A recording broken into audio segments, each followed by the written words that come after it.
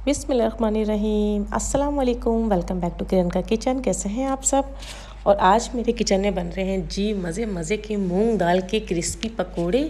और ये मैंने कैसे बनाए हैं और क्रिस्पी आप लोग कैसे बना सकते हैं, तो ये सब मैं आपको बताऊंगी इस वीडियो में। तो चलें जी, कर देते हैं इसको बनाना स्टार्ट। सबसे पहले मैंने लिए जी 1 पाव 250 ग्राम मैंने लिए है मूंग की हरी, जो मूंग की दाल होती है ना छिलके वाली, ये मैंने लिए और मैंने इसको अच्छे से 5 से 6 दफ़ा पानी से वॉश करके भिगो दिया है। और इसको मैंने भिगाया है कम से कम 4 घंटे। 4 घंटे आपकी दाल लाजमी भीगनी चाहिए, क्योंकि जितनी आपकी दाल अच्छी भीगेगी आपके पकोड़े मज़े के बनेंगे। अब जब भीग गई है तो इसका पानी जो है ना मैं निकाल दूंगी और निकाल के इसको छन्नी में रख दूंगी, ताकि इसका सारा पानी जो है ना वो अच्छे से ड्रेन हो जाए। ठीक है जनाब। आपने दाल, अगर आप ये वाली दाल के बनाएंगे तो बहुत मज़े के बनेंगे। अगर आप चाहते हैं तो पीली दाल के ही बन सकते हैं, लेकिन जो इसका टेस्ट होता है ना, जो इसमें एक लेस होती है, जो इसमें एक जो हरे छिलकों का जो एक टेस्ट होता है ना, वो अलग ही मज़ा देता है। तो आप इसके ही बनाएं। तो चले जी, अब मैं इसको कर लेती हूँ, मिक्सी के जार में डाल रही हूँ, ताकि ये अच्छे से मुझे इसको पीसना है। ठीक है जी, सारा मैंने इसमें डाल दिया। अब इसमें क्या क्या डलेगा वो ध्यान से ज़रा देख लीजिएगा। मैंने लिए हैं जी ये छोटा अदरक का टुकड़ा है, साथ में 5 से 7 जवे लहसुन के और कुछ हरी मिर्चें 3 से 4।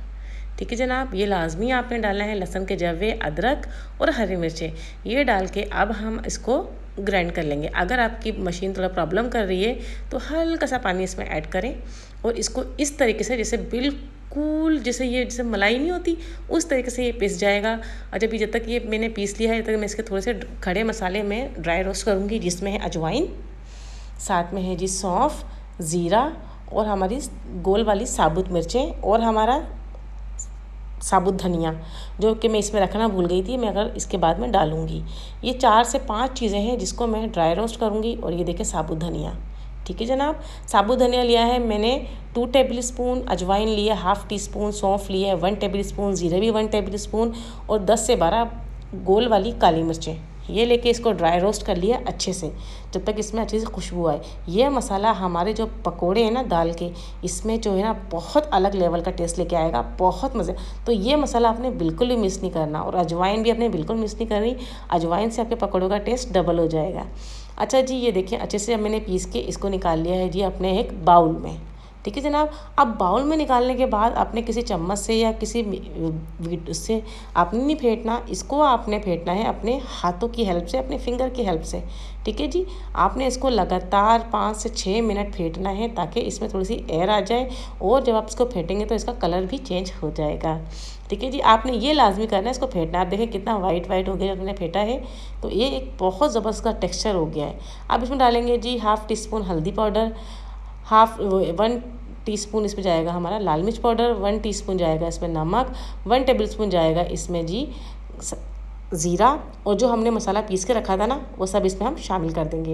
ये जो मैंने ड्राई रोस्ट मसाला किया था ना, इसको मैंने अपने चॉपर में हल्का सा चॉप कर लिया, ताकि ना हल्का सा ग्राइंड कर लिया, ताकि सब खड़ा खड़ा रहे।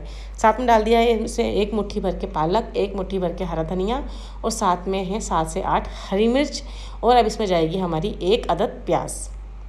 ठीक है जनाब, ये सारे जो मसाले हैं ये हमने इसमें डाल लेने हैं और इसको कर लेना है अच्छे से मिक्स, और बना लेना है एक प्यारा सा मज़ेदार सा बैटर, जो कि हमारे दाल को क्रिस्पी बनाएगा।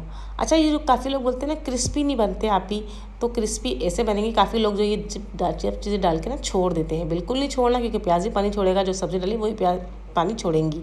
तो जैसे ही आपने मिक्स करना है, आपने उससे पहले जो है ना अपने कढ़ाई को ना ऑयल डाल के चढ़ा देना है। बस इसी जब सारे मसाले मिक्स कर लें तो इस तरीके से गोल गोल बनाएं अपने बैटर पे, और ये डालते रहें आप अपने पकौड़ों इसमें ऑयल में। ठीक है जनाब, अगर आप इसको ज़्यादा देर स्टे देंगे तो ये पानी छोड़ेगा, तो फिर ये इस तरह से क्रिस्पी नहीं बनेंगे। ठीक है जनाब, यहाँ तक क्लियर हो गया। इसी तरह गोल गोल बना के हमने अपनी कढ़ाई में सारे डाल लिए हैं, ये देखें। और अब इसको हम अच्छे से फ्राई करेंगे जब तक इसका कलर गोल्डन ना हो जाए। बहुत आसानी से बन जाते हैं, कोई इसमें मुश्किल नहीं है।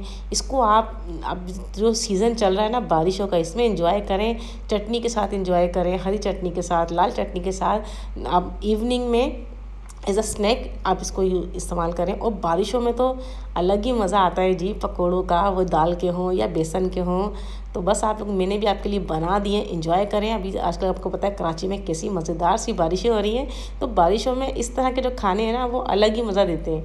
ये देखिए मैंने एक इसका पहला पेयर उतार लिया है। अच्छा जी, अब इसको ना जो क्रिस्पी करना है ना, क्रिस्पी वाला काम मैं आपको बताती हूँ। ये हमने सब इस तरह से बना के आपने रख लेने हैं, ठीक है जनाब। जितने भी आपका बैटर है आपने सब बना के एक तरफ रख लेने हैं। अब आपने क्या करना है, ये ज़रा समझने वाला काम है। ये देखिए सब मैंने बना के रख लिए हैं, इसलिए अभी भी क्रिस्पी हैं, लेकिन ये वो मज़ा नहीं कर रहे जैसा मुझे चाहिए। तो उसके लिए क्या करना है, उसके लिए मैंने ऑयल को दोबारा से गर्म किया है। मतलब मैं इसको गर्म था, मैंने इसको और तेज़ कर दिया चूल्हे को। अब जो ये बने हुए हैं ना, इसको हम दोबारा इसमें ऐड करेंगे। जब हम इसको दोबारा फ्राई करेंगे ना, उसके बाद ये इतनी क्रिस्पी हो जाएंगे ना कि आप जब रखेंगे ना कटोरी में तो कड़कड़ की आवाज़ आएगी, अलग से पता चलेगा कि बहुत क्रिस्पी हैं। तो क्रिस्पी करने का एक टिप्स होती है कि आप पहले फ्राई करके निकाल लें, फिर आप इसको तेज़ मतलब चूल्हे पे ना आपका कढ़ाई का तेल गर्म हो, उसमें दोबारा ऐड करें और दोबारा फ्राई करें। तो इससे जो आपके जो पकोड़े हैं या जो भी आप डालते हैं वो बहुत क्रिस्पी हो जाएंगे। ठीक है जी, ये मैंने आपको एक टिप्स बता दी है, तो ज़रूर आपको ये हेल्पफुल रहेगी। ये देखिए अब हमने इसको निकाल लेना। ये हमारे फाइनल हो गए हैं मज़ेदार से गरम गरम मूंग दाल के क्रिस्पी पकोड़े। और मैं उम्मीद करती हूँ कि आपको ना ये रेसिपी पसंद आई होगी, और ये ग्रीन चटनी की रेसिपी भी मैं आपको दूंगी। तो इंशाल्लाह आपको ऐसी रेसिपी मेरे चैनल पे मिलती रहेंगी।